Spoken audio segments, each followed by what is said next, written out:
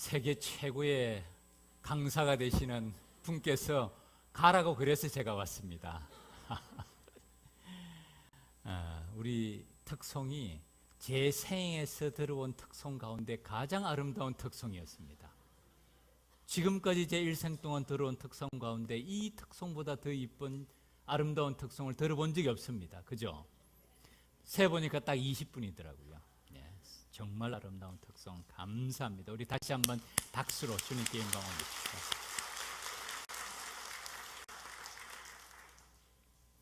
진짜 오늘 세계적인 강사를 모시려고 했습니다. 근데 정말 말씀드린 대로 세계적인 강사가 저보고 가라 그래서 제가 부족하지만 이 자리에 섰는데요. 같이 은혜 받는 시간이 꼭 되기 바랍니다. 우리 옆에 분하고 이렇게 인사하시기 바랍니다. 성도님은 장미꽃보다 더 아름다운 분입니다. 진심으로 말씀하세요.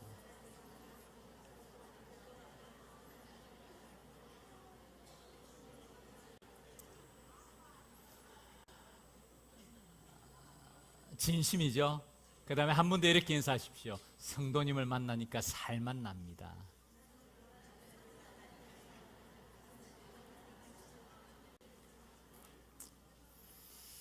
그것이 믿음의 가족입니다.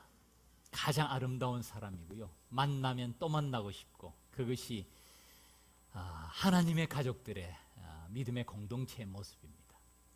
오늘 우리 여전대 연합 헌신 예배를 드리는데요. 오늘 본문의 말씀은 조금 좀 심각한 말씀입니다. 우리가 조금 깊이 있게 한번 생각해 봐야 됩니다. 한번 말씀을 펴보시기 바랍니다. 25절 같이 읽겠습니다. 25절 한 절 말씀 같이 읽겠습니다. 시작. 수많은 무리가 함께 갈새 예수께서 돌이키사 이르시되 아멘. 먼저 오늘 본문을 듣는 대상자들입니다. 누구에게 주님께서 이 말씀을 하십니까? 수많은 무리가 함께 갈새 수많은 사람들이 주님을 따릅니다. 주님을 따랐던 사람들이 많았던 것 같아요. 적지 않은 사람이 주님을 따랐습니다. 그들에게 주님께서는 말씀하십니다. 이 많은 사람들이 주님을 따른 동기가 뭘까요? 어떤 이유로 주님을 따랐을까요? 어떤 사람은 병 낫기 위해서 따랐을 것입니다. 어떤 사람은 먹고 사는 문제로 따랐을 것입니다. 어떤 사람은 기적과 이적을 보고 따랐을 것입니다. 복음서를 보면 주님을 따른 많은 사람들이 제각기 많은 동기가 있었음을 말씀해 줍니다. 성경은 이 사람들을 무리 또는 군중이라고 말합니다. 이 사람들에게 주님께서는 말씀하십니다. 무엇을 말씀하십니까? 높은 수준을 말씀하세요. 무릇 내게 오는 자가 자기 부모와 처자와 형제와 자매와 더욱이 자기 목숨까지 미워하지 아니하면 능히 내 제자가 되지 못하고.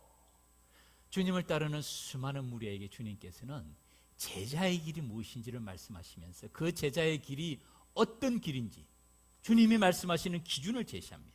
그 다음에 말씀은 누구든지 자기 십자가를 치고 나를 따르지 않는 자도 능히 내 제자가 되지 못하리라. 지금 예수님께서 이 무리들에게, 주님을 따르는 사람들에게 주님을 따라오라는 말씀입니까? 따라오지 말라는 말씀입니까? 많은 사람들이 주님을 따르는 이유가 뭐죠? 이 나오는 말씀 그대로입니다.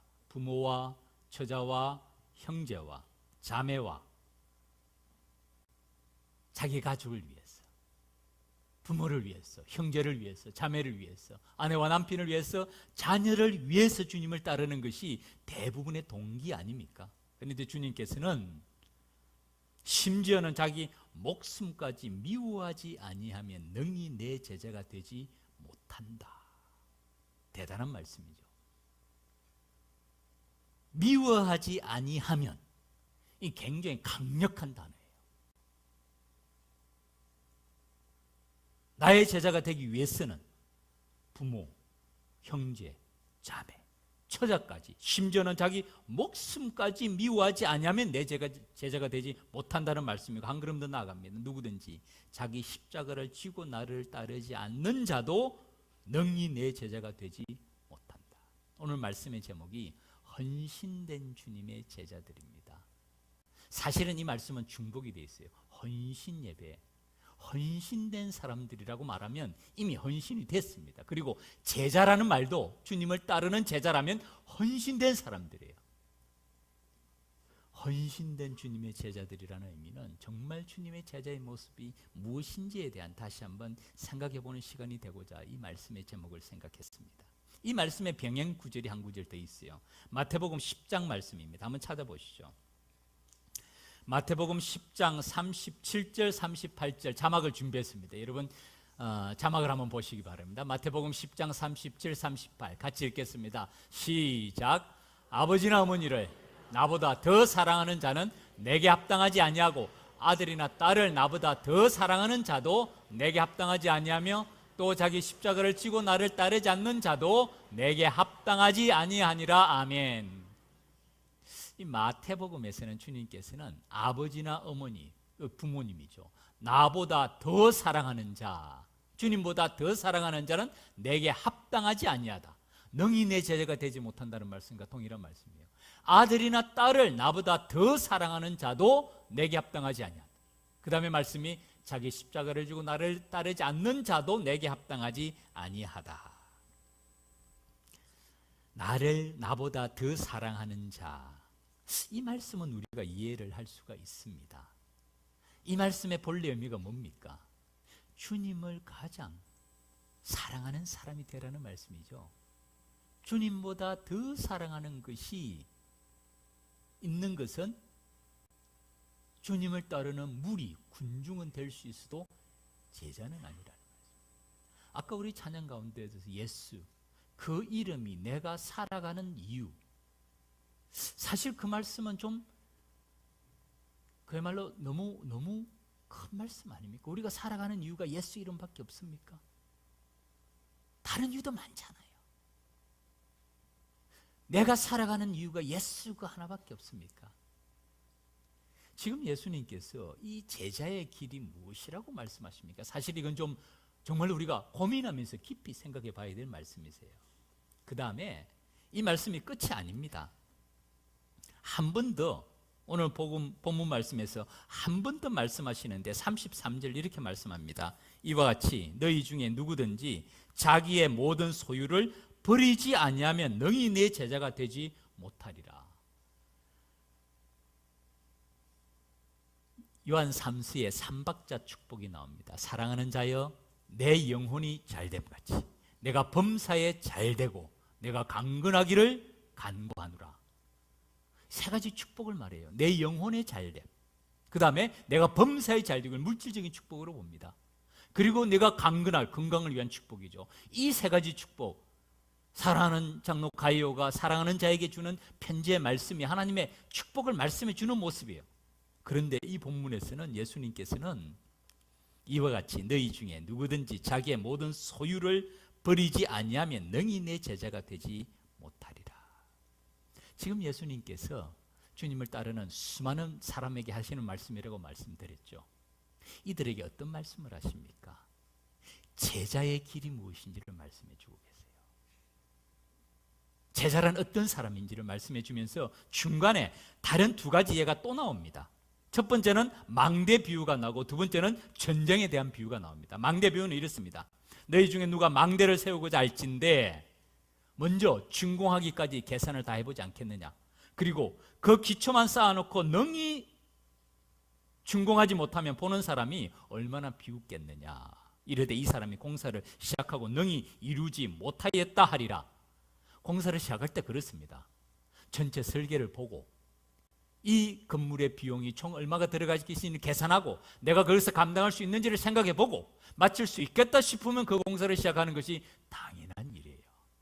근데 그걸 생각 안 하고 기초만 쌓아놓고 그 다음에 재정적인 여력이 없습니다. 그래서 중단하면 시작한만 못하잖아요.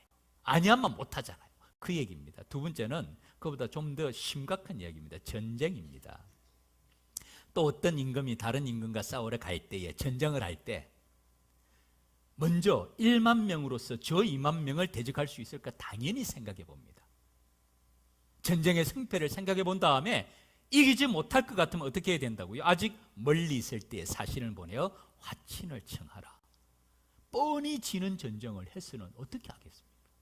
당연히 전쟁의 승패를 미리 생각해보고 감당할 수 있으면 전쟁을 하지만은 그렇지 아니하면 미리 기회가 있을 때 시간이 있을 때 화친을 청하라.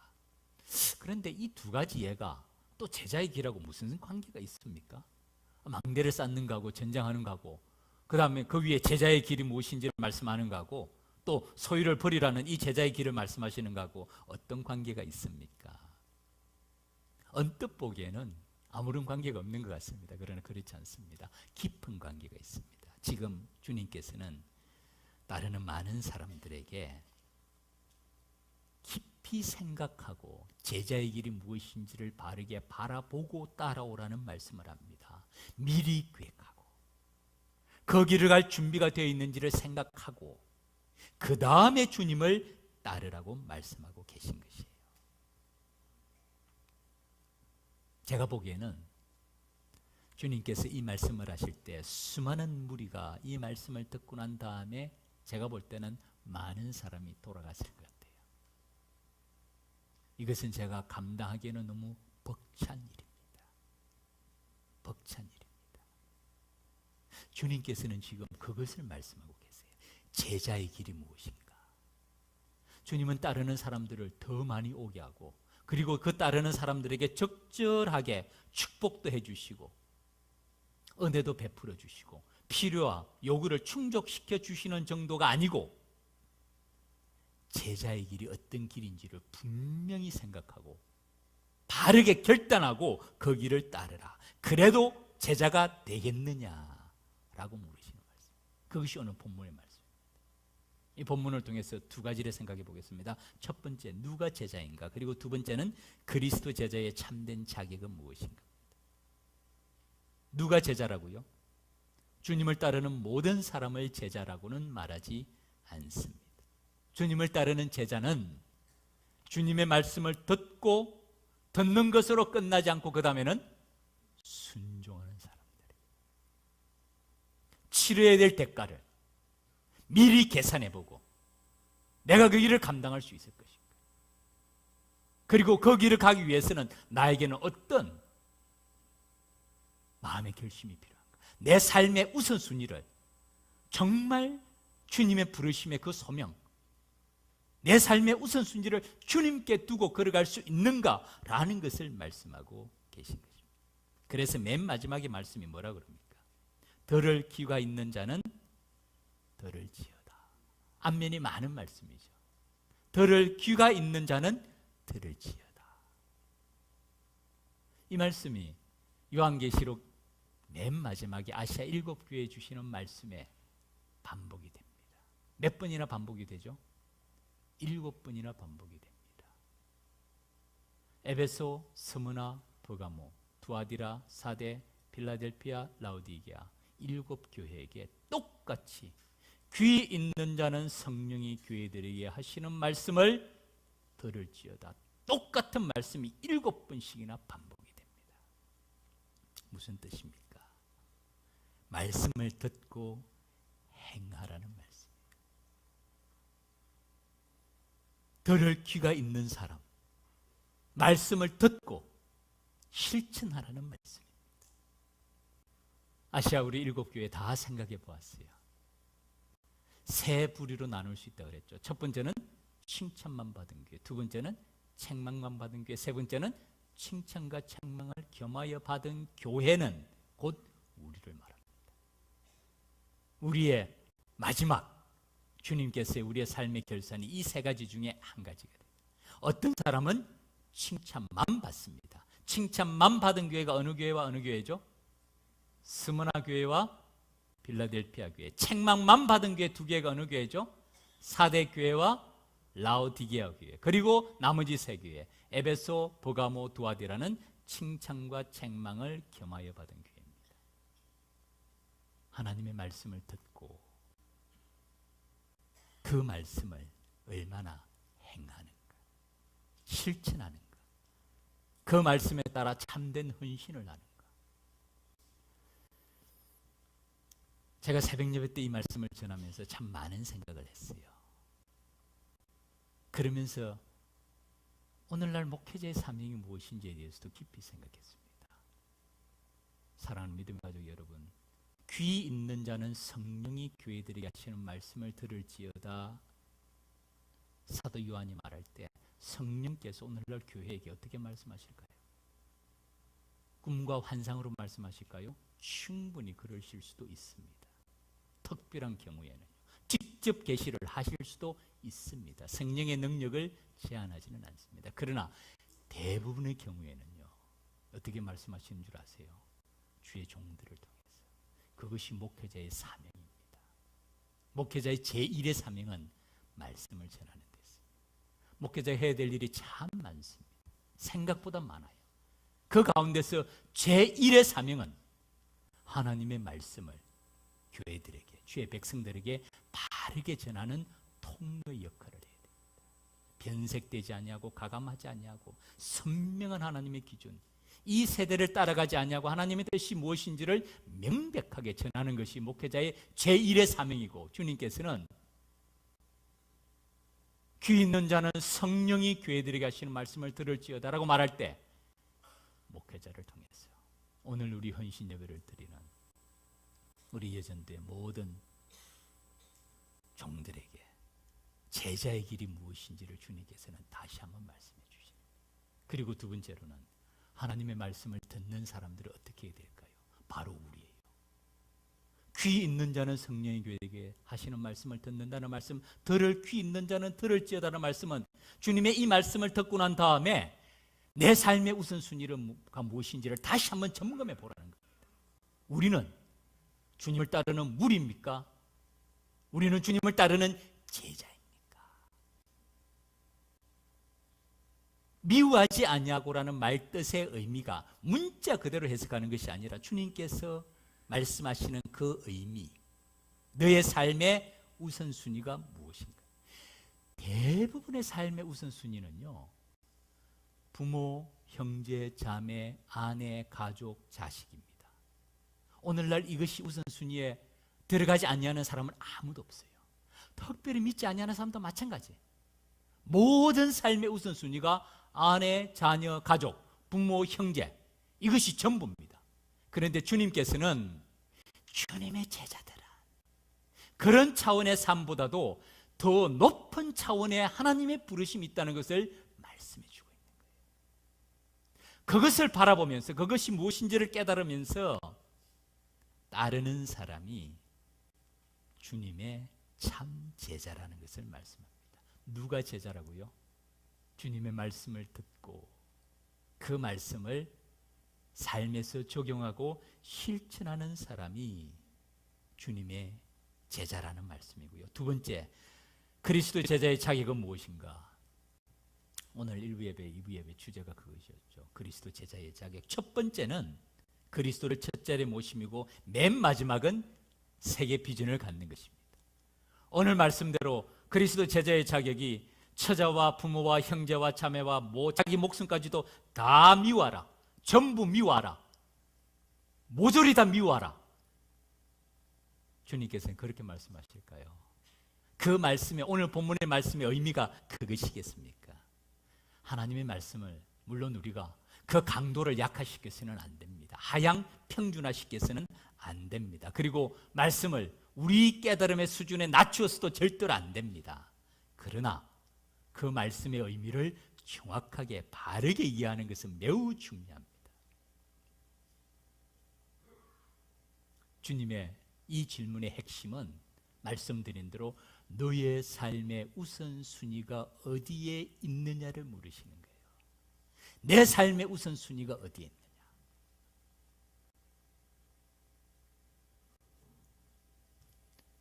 그리스도를 첫 자리에 모신다는 게 바로 이 말 아닙니까? 너희는 먼저 그의 나라와 그의 의를 구하라. 그리하면 이 모든 것을 너희에게 더하시리라. 먼저 구할 것이 있고 나중에 구할 것이 있어요. 하나님을 모르는 사람들, 주님의 제자의 길을 가지 아니하는 사람들은 이 둘 사이에 구분이 없습니다. 첫 번째 구할 것이 없어요.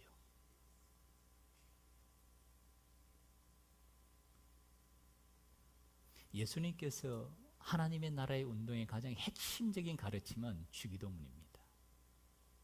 주기도문은 제가 말씀드린 대로 이층집으로 구조가 되어 있어요. 먼저 구할 것이 이층집, 그의 나라와 그의 의.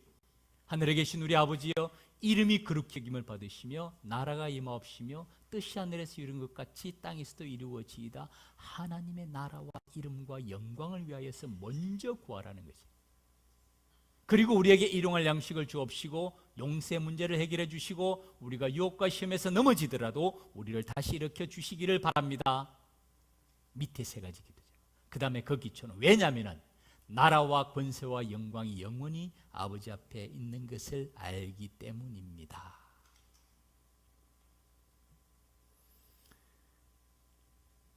헌신 예배를 드리는 분들, 우리 모든 여전도의 회원 여러분, 주님의 제자로서의 부르시면 참으로 영광스러운 부르심입니다. 그러나 그 길은 쉽지는 않습니다. 적당히 나의 필요를 채우기 위해 주님을 따른다면 우리는 주님을 따르는 무리와 군중은 될 수 있어도 제자는 못 돼요. 마치 비유를 하면 이렇습니다. 아프리카 어린이들이 다이아몬드 원석을 가지고, 그들에게 있어서는 다이아몬드 원석이 반짝거리는 돌에 불과합니다. 다이아몬드의 가치를 모르니까요. 다이아몬드 원석을 가지고 그들이 하는 일은 뭐냐면은 야자수 열매를 깨트리는 일을 하는 거예요. 그게 다이아몬드 원석이 사용되는 용도입니다. 다이아몬드 원석을 가지고 야자수 단단한 열매를, 왜냐하면 이 다이아몬드 원석이 단단하잖아요. 야자수를 깨트릴 수 있잖아요. 그런데 다이아몬드 원석의 가치는 야자수를 깨트리는 데 사용될 만한 원석의 가치가 아닌 거예요. 엄청난 가치가 있는 거예요. 유럽에서 온 사람들이 그것을 보고 그 아프리카 아이들에게 다이아몬드 원석을 초콜릿 하나와 쉽게 바꿀 수가 있어요. 왜냐하면 그들은 그 원석의 가치를 모르는 것이죠. 복음의 가치가 이렇습니다. 복음은 우리에게 하나님의 자녀들의 백성들의 은혜와 축복을 베풀어 주십니다. 그러나 그 복음의 능력이 내 삶을 윤택하는 데만 사용되는, 내 삶의 은혜를 베풀어 주시는 데만 유용한 복음이라면 우리는 그 복음의 가치를 너무나도 모르는 것이죠. 이 땅에 살아가는 삶도 주님께서는 주의 백성들이 복되고 행복한 삶을 살아가기를 원하십니다. 제가 자주 말씀드리지만은 하나님께서는 우리 영혼만 빼서 사랑하시는 것이 아닙니다. 우리의 삶의 전부를 사랑하세요. 우리의 먹고 자는 문제, 우리의 부모, 형제, 가족, 친척, 자녀 모든 문제를 사랑하십니다. 그러나 우리의 삶의 모든 목적이 거기에만 머물러 있다면 그것은 제자의 삶이 아닙니다. 그리스도를 첫자리에 모신 삶, 그리스도 제자의 자격의 첫 번째입니다. 아무든지 나를 따라오리게, 누가복음 9장 23절 말씀이죠. 또 무리에게 이르시되, 예수님을 따르는 많은 사람에게, 주님을 따르는 사람에게, 그 무리에게 이르시되, 누구든지 어떤 사람이든지 아무든지 나를 따라오려거든 자기를 부인하고 날마다 제 십자가를 지고 나를 따를 것이니라. 마지막 세대의 가장 두드러진 특징이 무엇이라고요? 자기 주장이에요. 주님을 따르는 제자의 첫 번째 모습이 자기를 부인하고 날마다 제 십자가를 지고 나를 따를 것이니라.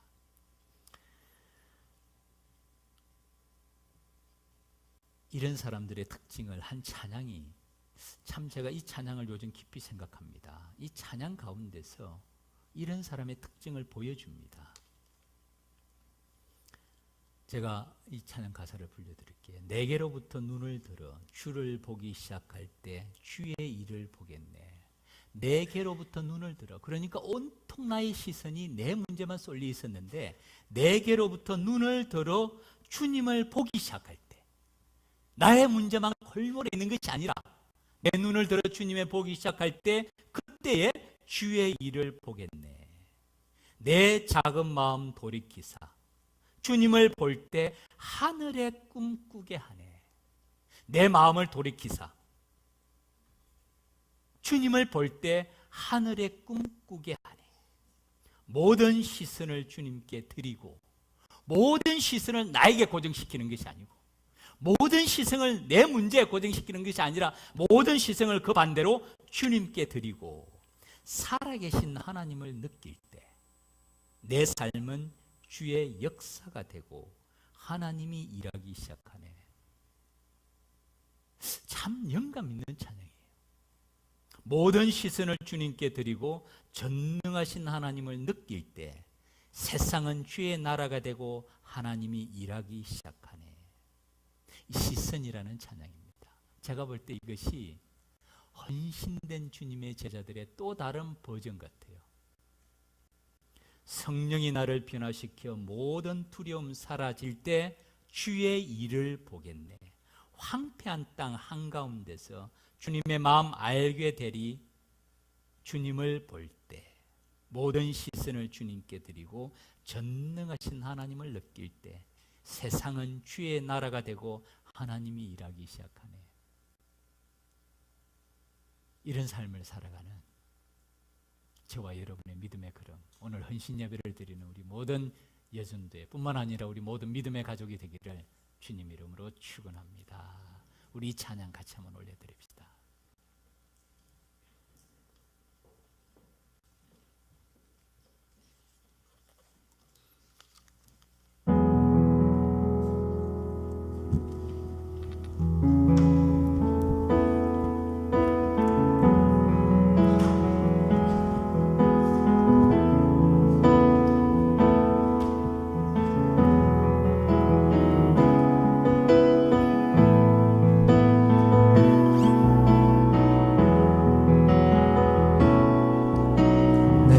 내게로부터 눈을 들어 주를 보기 시작할 때